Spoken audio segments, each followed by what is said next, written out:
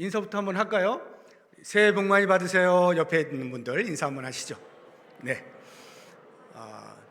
물론 1월 1일에 인사하셨죠. 그런데 또 우리 음력설이니까 또 한 번 합니다. 이렇게 1년에 2번 새해 복 많이 받으세요 하는 나라가 몇 나라나 있을까?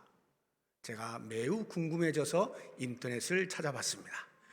음력설을 쇠는 나라가 우리나라를 비롯해서 중국의 영향을 받은 일부 한 10개국이 채 안 되더라고요. 중국이라든가 홍콩, 대만 이런데, 그리고 이제 화교가 아주 강한 나라들 있잖아요. 싱가포르라든가 말레이시아, 인도네시아, 베트남, 몽고 이런 나라들 10개국이 다 안 되는 것 같아요. 한 그 정도가 이제 음력설을 셉니다. 북한은 음력설을 셀까요, 안 셀까요? 안 셉니다. 그냥 이렇게 그 주체 사상이 강하다 보니까 그냥 양력설을 다 세는데요. 아무튼 이렇게 이제 음력설을 쇠든 양력설을 쇠든 또는 두 개를 함께 하든 아무튼 우리가 복을 많이 받으세요라고 하는 말을 많이 하니까 좋죠. 이것은 비단 우리나라뿐만 아니라 서양 사람들도 복 받으라는 말을 하면 참 좋아합니다. 누구나 다 좋아하는 게 복이죠. 그런데 이 성경이 말이죠, 그 복 이야기를 제가 이 세상에 있는 모든 종교의 경전을 다 살펴보지는 않았습니다만 성경만큼 복에 대해서 많이 이야기하고 있는 경전도 드물다 하는 생각이 들 만큼 복 이야기를 많이 하고 있어요. 그 가운데서도 이 시편을 마틴 루터는 작은 성경책이라 할 정도로 아주 중요하게 생각했거든요. 칼빈 선생님도 영혼의 해부학이다 이렇게 표현을 하면서 이 시편을 극찬을 했어요. 이 시편 전체를 아우르는 총 주제가 시편 1편에 나오거든요. 그러니까 총 150편 가운데 그 1편이 전체를 아우르는 총 주제예요. 그런데 그 시편 1편의 첫 마디가 뭡니까? 복 있는 사람은 이렇게 나오잖아요. 복에 대한 이야기를 하는 걸 보면 성경이 참 복에 대한 이야기를 많이 하고 있다 하는 것을 알 수가 있어요. 그런데 제가 말씀드리려고 하는 것은 그 복이라고 하는 것이 우리가 보통 생각하는 일반적으로 복이다 하면 생각되는 것, 재물을 얻는 거라든가 건강하다는 거 또는 출세를 한다거나 하는 이런 것들이 보통 이제 우리 복으로 여겨지잖아요. 그런데 이 시편 1편은 그런 이야기는 아니에요. 복 있는 사람, 그러니까 무엇을 가져서 복이 아니라 자체가 복으로 살아가는 그러한 존재일 수 있다는 것에 대한 이야기를 하고 있는 거예요. 어떤 사람이 복 있는 사람이냐, 이것을 잘 알면 우리가 이 명절에 이제 가족 식구들이 다 같이 모이는데 그런 복 있는 사람들이 함께 모여 있으면 그 가정이 복 있는 가정이 되겠죠. 그래서 오늘 말씀의 제목이 복 있는 가정인데요.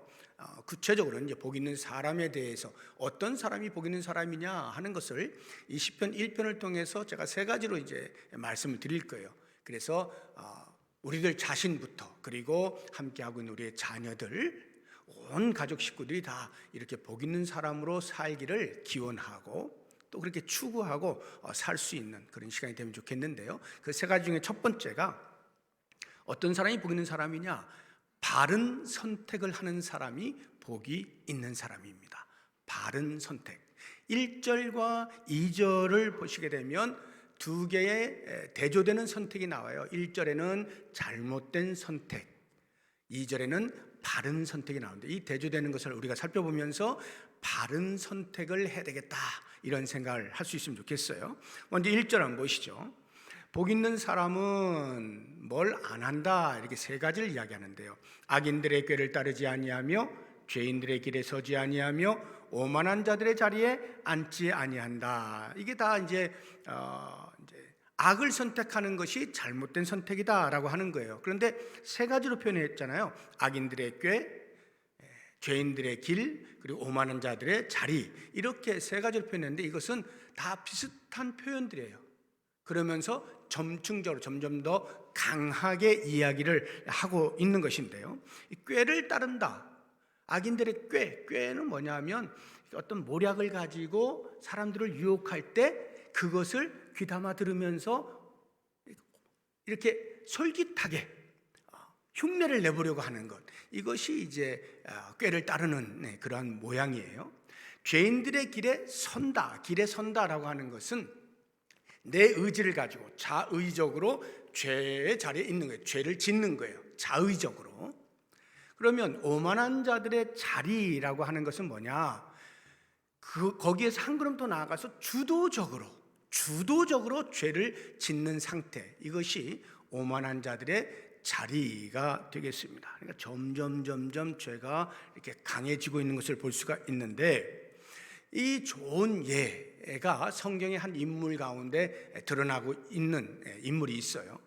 아브라함의 조카 롯을 아시죠? 이 롯이 아브라함의 목자들과 롯의 목자들이 서로 다투잖아요. 이제 사람이 많아지니까 한 장소에서 다 먹이고 살리고 하는 것이 어려워지니까 다투게 되는 거예요. 누가 먼저 물을 마실 것인가, 뭐 이런 것들로.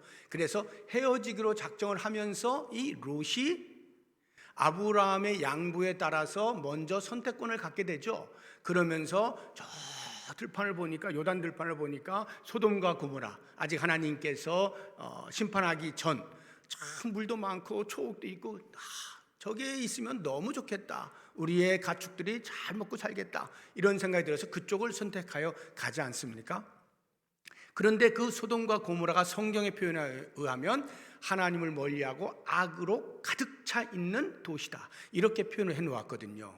근데 그 악을 향하여 이 롯이 가는데 처음부터 바로 쑥 들어가는 것이 아니라요, 단계가 있는 것을 볼 수가 있어요. 마치 여기 1절에서 이야기하고 있는 악인들의 꾀와 죄인들의 길과 오만한 자들의 자리에 앉는 이 순서를 따라서 아주 유사하게 하고 있는 모습을 볼 수가 있는데요, 한번 찾아보겠습니다. 창세기 13장 12절이에요.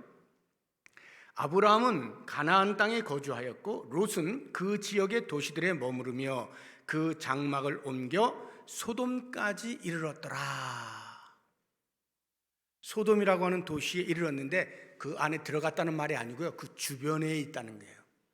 소돔이 보기에는 좋지만 악의 도시이기 때문에 롯이 처음부터 불쑥 들어가지 않습니다. 주변을 배회하는 거예요.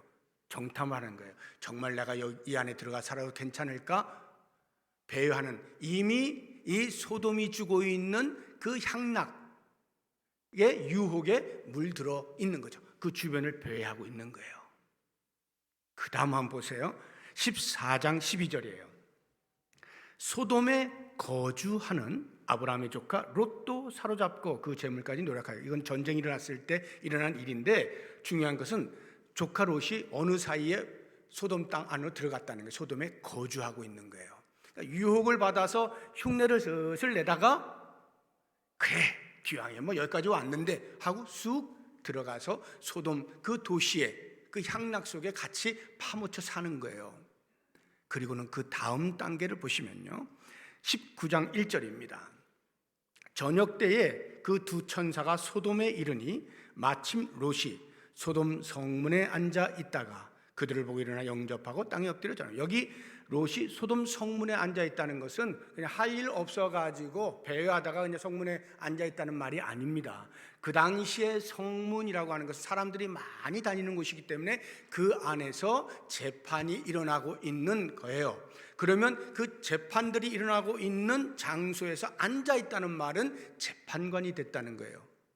다시 말하면 소돔이라고 하는 타락한 도시에서 이미 롯이 상당히 높은 지위에 있다, 주도적으로 죄의 자리에 앉아 있는 이런 모습을 볼 수가 있는 것입니다.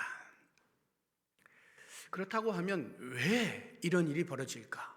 죄를 짓는데 처음에는 약한 것부터 시작했다가 점점 심한 곳으로 나아갈 수밖에 없는가? 그것은 죄를 가볍게 보기 때문에 그래요. 쉽게 보는 거예요. 큰일 나겠어? 라고 하는 생각을 갖는 것입니다. 우리 잠언을 한번 보겠습니다. 14장 9절인데요. 같이 읽어볼까요? 미련한 자는 죄를 심상히 여겨도 정직한 자 중에는 은혜가 있느니라. 앞에 보시면 미련한 자는 이제 하나님을 제대로 섬기지 않는 이런 사람들, 그런 사람은 죄를 심상히 여긴다. 심상하다라고 하는 게 뭐냐면 우습게 여긴다는 거예요. 쉽게 이야기해서 우습게 여긴다. 별것 아닌 것으로 대수롭지 않게 여기는 것, 이게 심상하다라는 말의 의미예요. 그러니까 죄를 우습게 여기는 거예요. 뭐 그 정도 해서 내가 뭐 어떻게 되겠어? 라는 생각을 갖는 것입니다. 그러다 보면 점점 자기도 모르게 깊은 늪으로 빠져들어가게 된다는 거죠. 그래서 애시당초 이렇게 죄에 대해서는 크고 작은 것을 떠나서 멀리 할 수 있어야 돼요. 죄를 무서워해야 되는 거예요. 그래서 사도 바울이 이런 교훈을 우리에게 주고 있어요. 데살로니가서 5장 22절 한번 보세요.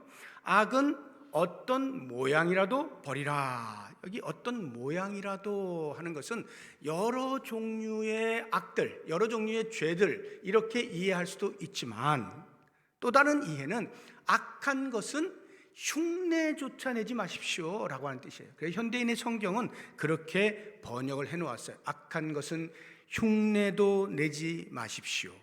이렇게 현대인의 성경이 번역을 해놓았어요. 크고 작은 게 문제가 아니에요. 이미 그 근처에 가는 순간 점점 더 빠져 들어갈 수밖에 없다는 것을 알고 아예 거리를 둬야 된다는 거죠. 혹시라도 내 안에 조금이라도 가까이 다가왔으면 끊어내는 그러한 용기, 결단이 필요하다 하는 것입니다. 자, 그렇다고 한다면 이러한 잘못된 선택에 비해서 바른 선택은 어떠한 것인가? 2절을 한번 보시기 바랍니다. 오직 여호와의 율법을 즐거워하여 그의 율법을 주야로 묵상하는도다. 율법, 말씀을 선택하는 거예요. 잘못된 선택은 악을 선택하는 거지만 바른 선택은 말씀을 선택하는 거예요. 거기 오직, 주야로라고 하는 이런 말들, 이것은 전혀 한눈 팔지 않는다. 오직 하나님 말씀 외에 다른 것에 신경 쓰지 않는다. 다른 것을 사랑하지 않는다. 이 뜻이에요. 하나님의 말씀만을 사랑하고 가까이 하고 따른다. 이런 말씀입니다. 그래서 이 두 말씀을 가만히 비교해 보면 이것은 단순히 선과 악이 있는데 그 둘 중에서 선을 택하면 바른 선택이고 악을 택하면 잘못된 선택이다. 단순히 이런 비교가 아니고요. 여기에 선택이라고 하는 것은 철저하게 관계의 문제라고 하는 것을 알 수가 있어요. 관계. 무엇과 관계하고 있는가 또는 누구와 관계하고 있느냐의 문제라는 거예요. 그래서 바른 선택, 율법을 사랑한다, 율법을 가까이 한다, 이 말은 곧 하나님을 선택한다는 뜻이고 하나님 편에 서 있는다는 뜻이에요. 관계의 문제예요. 바른 선택이란 다름 아닌 하나님 편에 서 있기로 작정하는 것, 이게 바른 선택이 되는 것입니다. 하나님 편에 설 것인가 아니면 하나님의 반대편에 설 것인가. 악인들, 죄인들, 오만한 자들이라고 표현되고 있는 것들은 전부 하나님의 반대편에 서 있는 자들이죠. 하나님을 모르는 사람이라든가 아니면 하나님을 알고도 무시한다거나 아니면 하나님을 거부한다거나 아니면 하나님을 대적한다거나 하는 이런 사람들을 말하는 거예요. 그래서 하나님을 선택할 것인가 아니면 이런 사람들을 선택할 것인가, 나는 어느 편에 서 있을 것이냐, 이 문제라는 것을 꼭 알 필요가 있어요. 그래서 우리가 이 말씀 가운데서 이제 두 가지를 묵상할 텐데, 그 하나는 모든 인간에게는 뭐 어린 아이든 나이가 드신 분이든 상관하지 아니하고 어떤 최소한의 자기 주관적 의지가 이제 발동할 수 있는 나이 정도가 되었다라고 한다면 선택의 자유와 책임이 있다는 것을 우리가 알 필요가 있습니다. 선택의 자유가 우리에게 있어요. 무슨 말이냐 하면요, 예수를 믿는 사람임에도 불구하고 신앙 공동체 안에 있음에도 불구하고 선택의 자유라고 하는 하나님께서 우리에게 주신 이 자유의지로 인하여서 때로는 바른 선택이 아닌 잘못된 선택을 할 수도 있다는 말이에요. 잘못된 선택을 할 가능성이 있다는 이야기입니다. 에스겔서 한번 볼까요? 12장 2절인데요. 인자야, 내가 너희들이 반역하는 족속 중에 거주하는도다. 그들은 볼 눈이 있어도 보지 아니하고 들을 귀가 있어도 듣지 아니하나니 그들은 반역하는 족속입니다. 분명히 하나님의 백성들인데도 불구하고 하나님을 반역하는 자들에 거주한다는 거예요. 하나님의 백성으로 살아가요. 그런데도 불구하고 그들의 삶은 반역하는 족속들에 다를 바가 없다. 왜요? 이게 선택의 자유라는 거예요. 저절로 그냥 하나님의 자녀이면, 신앙 공동체 안에 있으면 저절로 바른 선택을 할 수 있게 되는 것이 아니라 선택의 자유를 통해서 바른 선택을 할 수도 있고 잘못된 선택을 할 수도 있는 겁니다. 그래서 그 다음 선택의 자유와 책임이 있다는 거예요. 책임. 어떤 선택을 할 것이냐 하는 것은 나의 책임이라는 거예요. 나의 책임. 그래서 우리가 또 하나 묵상해야 될 것이 우리의 자녀들에 대한 신앙 교육을 어떻게 할 것이냐 할 때, 이런 명절을 이제 맞이하면 다 가족들이 모이잖아요. 물론 즐겁고 행복한 시간을 보내는데 그러한 시간들 가운데서도 여전히 하나님의 가정으로, 하나님의 자녀로 양육되어져야 되겠잖아요. 삶 가운데 교육이 되어져야 되겠잖아요. 그때 어떠한 신앙교육을 해야 될 것이냐, 복이 무엇인지를 가르치는 거예요. 무엇이 복된 삶인지를 가르치는 거예요. 바르게 가르쳐야 되죠. 무엇입니까? 하나님과의 바른 관계를 형성하는 것이 복이다. 하나님과의 바른 관계. 어떠한 상황에서도 하나님 편에 서 있기를 가르치는 것, 이게 중요한 거예요. 여기에는 선택의 자유와 책임이 있다는 것, 반드시 우리의 자녀들에게 가르쳐야 되는 거예요. 물론 우리 어른된, 부모된 우리들이 먼저 그렇게 살아야 하고요. 그렇게 해서 우리의 자녀들에게 그런 선택의 자유와 그 자유에는 반드시 책임이 있다는 것, 그래서 하나님을 선택할 수 있는, 하나님 편에 서기를 기뻐할 수 있는 그러한 자녀들로 양육을 해나가야 할 것입니다. 두 번째로 어떤 사람이 복 있는 사람이냐, 열매를 맺는 사람이 복이 있다고 성경이 가르칩니다. 3절을 한번 보십시오. 그는 시냇가에 심은 나무가 철을 따라 열매를 맺으며 그 잎사귀가 마르지 아니함 같다. 그래서 그는 복 있는 사람을 말하는 거죠. 복 있는 사람은 시냇가에 심은 나무와도 같다라고 이야기를 하고 있는 것입니다. 때를 따라서 열매를 맺고요, 잎사귀가 마르지 아니한다는 거예요. 너무나 상식적이죠. 시냇가에 물이 있으니까요. 그런데 이 말씀을 이제 시편 기자가 할 때 말이죠, 그 이스라엘 땅, 팔레스타인 땅은 우리가 이렇게 생각하는 그런 시냇가에 항상 물이 철철 넘쳐가지고 그 주변에 이렇게 나무들은 항상 푸르르겠구나, 그게 아니에요. 거기는 그 시내를 와디라 그래요. 와디인데 이 와디는 간헐천입니다. 그래서 우기 때가 되면 비가 좀 와요. 그래서 물이 좀 있어요. 근데 건기가 되잖아요, 물이 없어요. 말라버립니다. 그래서 이게 시내인지 그냥 땅인지 모를 만큼 구별이 안 되는 거예요. 이런 상황이기 때문에 그런 와디 근처에 있는 나무들은 우리가 생각하는 푸르름이 아니에요. 아주 비실비실하고요, 키도 작고요, 이런 나무들이에요. 그런데 지금 이 시편 기자가 이야기하잖아요. 그 사람들을 대상으로 해서 그들의 머릿속에는 그 와디 근처에는 나무들이 별 볼 일 없는데, 아주 유약한데, 그런데 이 시편 기자는 말하는 거예요. 시냇가에 심은 나무가 시절을 좇아 때를 따라 열매를 맺고 잎사귀가 마르지 아니한 것 같아요. 이건 무슨 말이에요? 역설이죠. 상상의 역설이에요. 일반적으로 우리가 보고 있는 그런 와디에는 그러한데, 만약에 거기에 물이 사시사철 있다면, 이렇게 상상을 하게 되잖아요. 물이 사시사철 있다면 그 나무는 어떻게 될까? 우리가 보는 그러한 조그만 나무가 아니겠지? 큰 나무가 되어서 이파리가 푸르고 이런 나무가 되겠지라고 상상을 할 수가 있는 거예요. 그것을 이야기하고 있는 것이죠. 그러면서 이 시편 기자가 말하는 거예요. 이렇게 열매 맺는 삶의 비결이 뭐냐 할 때 말씀에 순종하는 것이다. 우리가 이미 2절에서 본 것처럼 율법을 즐거워하고 주야로 그것을 묵상한다, 이렇게 할 때 즐거워한다, 사랑한다, 가까이 한다, 묵상한다 하는 이 말은요, 단순히 지식에 그치는 것을 의미하는 것이 아니라 삶으로 그 말씀에 순종하여 사는 것을 포함하고 있는 거예요. 말씀의 순종을 포함하고 있는 거예요. 그래서 우리가 아브라함을 보게 되어지면 바로 그 삶을 통해서 얼마나 큰 복을 받았는지 우리가 보지 않습니까? 순종을 통해서.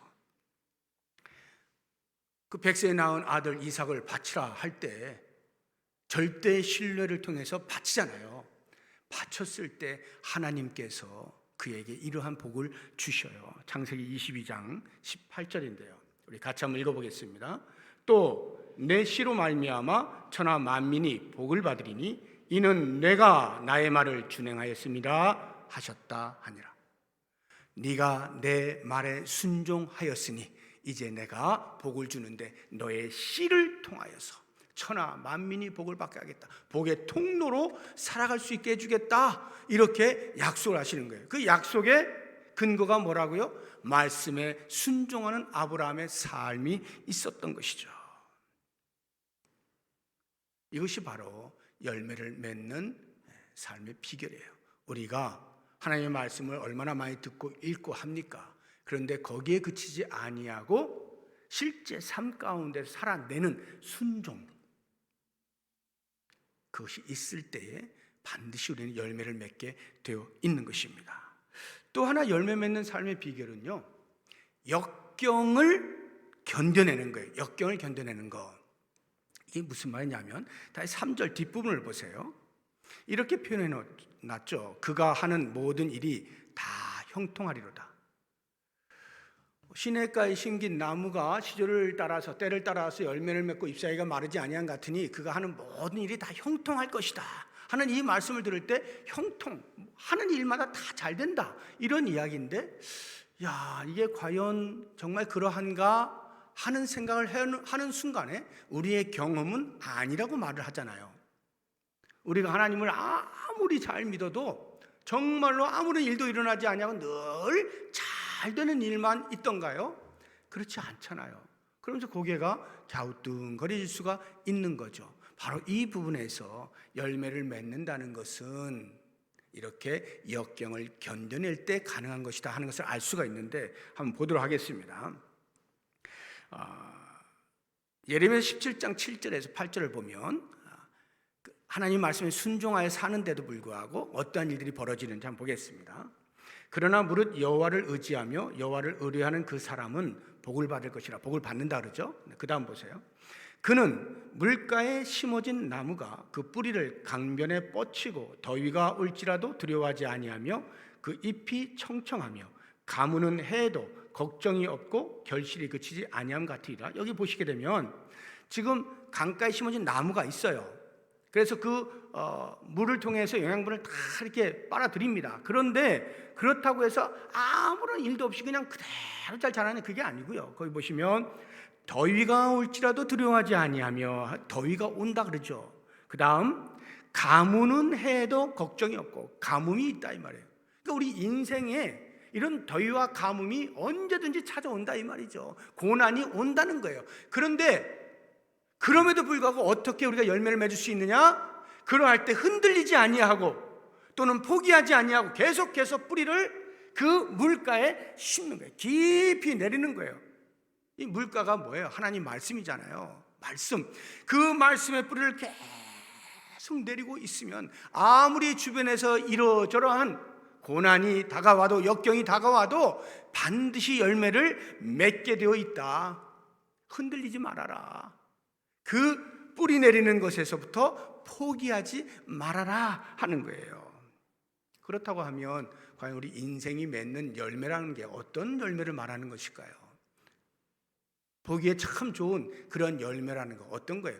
하나님의 말씀의 뿌리를 내려서 그 말씀의 자양분을 얻어서 맺게 되어지는 열매, 상상을 해보세요. 어떤 걸까요? 하나님의 말씀, 하나님이 어떤 분이신지 너무나 자세하게 나와 있잖아요. 그 하나님의 성품들이 여기저기에서 드러나고 있잖아요. 말씀의 자양분을 얻은 사람은 자연스럽게 그 하나님의 성품을 닮아가게 되어 있죠. 성령의 9가지 열매, 사랑이라 화평, 오래 참은 자비, 양선, 충성, 온유, 절제, 이와 같은 열매들을 때를 따라서 적절하게 맺어 나간다 이 말이에요. 성경이 우리에게 주고 있는 자양분이라고 하는 것이 바로 주를 닮아가는 모습이죠. 그리고 주님께서 바로 이와 같은 분이야 라고 하는 그와 같은 열매들을 우리도 맺어갈 수 있게 되어진다 하는 것입니다. 그래서 이 말씀에서 우리가 묵상할 것은 다른 어떤 것이 아닌 말씀에 순종할 때 복 있는 가정이 된다. 반대로 이야기하면 순종이 없다, 열매도 없는 거예요. 그러니까 아무리 듣고 읽고를 해도 직접 삶 가운데 그 말씀대로 살아내는 순종의 삶이 없으면 열매도 없다고 보시면 돼요. 나는 분명히 계속 예배를 드리고 뭐 이것저것 다 하고 있다고 생각하는데 왜 내 삶에 열매가 없지? 말씀에 순종하는 자리에까지 나가지 못하지는 않았나 스스로를 돌아보시라는 거죠. 내 삶이 과연 말씀에 입각하여 그대로 살아내고자 하는 애씀이 있는가?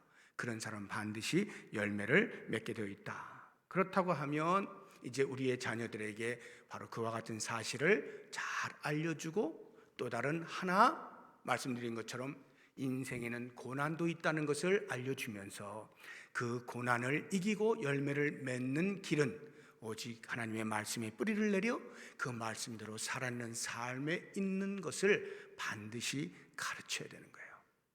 우리의 자녀들에게 정말 복 있는 삶을 원하신다면 우리 사랑하는 어머니, 아버지, 할아버지, 할머니 그렇게 자녀들에게 가르치십시오. 그럼 분명히 그 자녀들이 복 있는 삶으로 살아가게 될 것입니다. 이제 마지막 세 번째, 어떤 사람이 복 있는 사람이냐? 마지막이 아름다운 사람이 복이 있다 하는 거예요. 시편 기자가 우리에게 이야기해 주고 있는 것입니다. 그러면서 이제 5절과 6절을 보시게 되면 그 악인과 의인을 대조해서 우리에게 그 마지막이 어떠할 것을 설명해 주고 있어요. 악인의 마지막을 설명하는 것 보세요. 4절에 보면 악인들은 그렇지 아니하며 오직 바람에 나는 겨와 같도다. 바람에 나는 겨. 여러분 키질을 하면 무거운 알곡은 가라앉고 가벼운 겨는 바람에 날려서 다 흩어지죠. 없어지는 거예요. 알곡만 남는 것입니다. 악인의 마지막은 바람에 나는 겨와 같습니다. 두 번째 악인의 마지막은 5절을 보세요. 앞부분을 보시면 악인들은 심판을 견디지 못하며 이렇게 돼 있어요. 왜 심판을 견디지 못할까요? 심판이라고 하는 것은 반드시 있게 마련인데 심판을 견디지 못한다는 것은 악인들이 지은 죄의 죄질이 심판을 견디지 못할 만큼 큰 형벌을 받을 아주 죄질이 좋지 않은 사람들이다, 이런 이야기예요. 그만큼 나쁜 짓을 했기 때문에 형벌의 무게도 크다라는 이야기를 하는 것이죠. 세 번째 5절 뒷부분을 보시게 되면 죄인들이 의인들의 모임에 들지 못하리로다 이렇게 되어 있죠. 의인들의 모임에 들지 못해요. 마지막 날이 되면 양과 염소를 나누지 않습니까? 나누어요. 구분한단 말이에요. 함께 섞잖아요. 이 땅에서는 함께 섞여서 살고 있지만 마지막 때가 되면 양과 염소가 오른쪽 왼쪽으로 나누어지게 되어 있어요. 죄인들은 결코 의인들의 자리에 들지 못합니다. 그래서 결국에는 그 악인들의 마지막 망하는 거죠. 6절 보세요. 무릇 의인들의 길은 여호와께서 인정하시나 악인들의 길은 망하리로다. 망하는 겁니다. 망하는 거예요. 이 망한다는 게 어느 정도로 망하는 것을 말하나? 악인들이 마지막 날 망하게 되어지는 그 내용이 뭡니까? 불못에 던져지는 거죠. 영원히 꺼지지 아니하는 불못에 던져지는 거예요. 우리 누가복음 3장 17절 보겠습니다. 손에 키를 들고 자기의 타작마당을 정하게 하사 알곡은 모아 곳간에 들이고 쭉종이는 꺼지지 않는 불에 태우셔요. 더 구체적으로 묘사해 놓은 요한계시록 보겠습니다. 20장 12절 이하인데요. 또 내가 보니 죽은 자들이 큰 자나 작은 자나 그 보좌 앞에 서 있는데 책들이 펴 있고 또 다른 책이 펴졌으니 곧 생명책이라. 죽은 자들이 자기 행위를 따라 책들에 기록된 대로 심판을 받으니 바다가 그 가운데서 죽은 자들을 내주고 또 사망과 음부도 그 가운데서 죽은 자들을 내주매 각 사람이 자기의 행위대로 심판을 받고 사망과 음부도 불못에 던져지니 사망과 음부도 사탄이 마지막으로 사람들을 옥죄어왔던 무기로서 사용되었던 그것마저도 불못에 던져지니 이것은 둘째 사망 곧 불못이라. 누구든지 생명책에 기록되지 못한 자는 불못에 던져지더라. 이 불못이 어떤 불못이라고요? 꺼지지 않는 불못이라. 영원히 꺼지지 아니하는 불못에 던져져서 괴로움을 당하게 되는 망함, 이것이 악인들의 마지막이에요. 그러면 반면에 복 있는 사람의 마지막은 어떠할 것이냐? 5절 보세요. 뒷부분에 보니까 죄인들이 의인들의 모임에 들지 못한다 하는 말은 반대로 생각하면 의인들은 자기들의 모임 가운데 있게 되어진다 하는 이야기죠. 복 있는 사람은 의인의 모임에 들게 되어진다 하는 이야기입니다. 이것은 쉽게 이야기하면 천국에 들어간다 이렇게 보시면 되겠어요. 또 하나, 두 번째를 보시게 되면 복 있는 사람은 6절 앞부분을 보시게 되면 무릇 의인들의 길은 여호와께서 인정하신다. 의인들의 길을 여호와께서 인정해요. 인정한다는 게 무슨 말일까요? 심판날이 되면 악인들은 하나님이 심판을 하시잖아요. 그런데 의인들에게는 어떻게 하신다는 거예요? 인정에 대한 보상을 하시는 거예요. 인정하시는 게 보상을 하시겠다 이런 말입니다.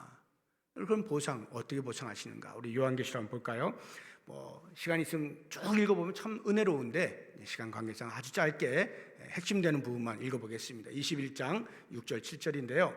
또 내게 말씀하시되 이루었도다. 나는 알파 오메가요 처음과 마지막이라. 내가 생명수 샘물을 목마른 자에게 값없이 주리니 이기는 자는 복 있는 사람은 이것들을 상속으로 받으리라. 하고는 하나님께서 우리의 하나님이 되시고 우리는 그의 자녀, 그의 백성이 되는 이러한 놀라운 보상을 받게 되어지는 것입니다. 그래서 우리가 천국에 들어가게 되면요, 예수 그리스도와 더불어서 영원토록 왕노릇하게 돼요. 요한계시록 22장이 그 이야기를 하고 있죠. 5절 같이 한번 읽어보겠습니다. 다시 밤이 없겠고 등불과 햇빛이 쓸데없으니 이는 주 하나님이 그들에게 빛이심이라. 그들이 세세토록 왕노릇하리라. 여기 그들이 누구예요? 복 있는 사람, 의인들, 세세토록 왕노릇하는 상을 받게 되어져요. 무슨 말이에요? 마지막이 아름다워야 진정한 승자라는 말 아니겠습니까? 마지막이 아름다워야 참된 승자인 거예요. 진짜 복 있는 사람은 이 땅에서 잠깐 이렇게 사람들이 볼 때 부럽다 하는 그 무엇을 잠시 누리고 있는 그게 아니라는 거죠. 정말 복 있는 사람은 마지막이 이렇게 되는 사람이 복이 있는 것이다 하는 거예요. 그래서 우리가 이 말씀 속에서 좀 묵상을 해볼 것은요, 이 세상은 언제나 알곡과 쭉정이가 함께 존재하고요, 특별히 여러분이 보시면 알겠지만 쭉정이, 풀 이런 것들이 훨씬 더 잘 자랍니다. 번성력이 훨씬 뛰어납니다. 번식력이 얼마나 좋은지 몰라요. 그래서 예수님께서 그거 알곡 다치니까 그 쭉정이 놔두라고 하시는 이유가 그런 데 있는 거예요. 잠깐은 그것들이 함께 있어가지고 이러면 안 될 것 같은데 빨리 주님 어떻게 좀 해주시죠. 마지막 날 이미 그것이 다 예비되어 있는 거예요. 어떻게 나누어질지 예비되어 있기 때문에 그냥 놔두라는 거예요. 잠시 번성하는 것 같아도 그건 아무것도 아니다. 우리의 자녀들에게 그거 가르쳐야 돼요. 세상에 이렇게 선과 악이 함께 있을 때 왜 하나님이 악을 그대로 놔두시나, 저렇게 악한 것들을 왜 그냥 놔두시지 할 때 하나님이 몰라서 그냥 놔두시는 것이 아니죠. 때가 있는 거예요. 그때 명확하게 가를 때가 곧 다가오는 거예요. 그것을 알고 함께 있을 때, 설령 악인이 더 잘 되는 것을 볼 때조차라도 그것에 부러워하지 않도록 자녀들을 가르치는 일이 필요해요. 그리고 우리의 자녀들에게는 반드시 천국 신앙을 가르쳐서 마지막 날 주님께서 우리를 위하여 예배해 놓으신 영광스러움, 우리는 그것을 받을 자들이다, 그것을 소망하도록, 마지막이 아름다운 사람이 진정으로 복 있는 사람이다 하는 것을 철저하게 가르쳐야 돼요. 그래서 저 천국을 바라보면서 이 땅에서 일어나는 일들에 대하여 유연하게 대처할 수 있는, 넉넉하게 대처할 수 있는 그러한 믿음의 사람들로 성장시킬 수 있어야 되는 거예요. 이제 말씀을 정리해 보겠습니다. 제가 크게 세 가지를 말씀을 드렸는데, 어떤 사람이 복 있는 사람이냐? 하나님의 편에 서 있는 사람, 하나님을 선택할 수 있는 바른 선택을 하는 사람이 진정으로 복 있는 사람이다 하는 것이고, 두 번째, 열매를 맺는 것인데 그 열매는 하나님의 말씀을 읽고 듣는 것에 그치지 아니하고 순종의 자리까지 나아갈 때 열매를 맺게 되어지고, 열매를 맺는 과정 속에서 때때로 찾아오는 고난이 있을지라도, 역경은 있을지라도 견디어내서 계속 말씀의 뿌리를 내리고 있으면 반드시 열매를 맺게 된다. 그런 사람이 복이 있는 사람이다. 그리고 마지막으로, 지금 당장 눈앞에 보이는 그 무엇, 화려한 그 무엇으로가 아닌 마지막 우리의 종착역이 어떻게 되어질 것, 그것을 바라보고 그것이 아름다운 사람이 진정으로 복 있는 사람이다, 참된 승자다 하는 것을 가르치시면서, 그렇게 한 사람 한 사람, 내가 먼저 그렇게 되어지고 우리의 자녀들이 그렇게 되어지는 것을 소망하며 함께 살아가게 될 때, 그러한 사람들이 모여있는 가정이 복 있는 가정이 되는 것을 꼭 기억하셔서 우리 모든 성도님들 각 가정마다 이렇게 아름다운 복 있는 가정 되시기를 주님의 이름으로 축복합니다. 기도하겠습니다.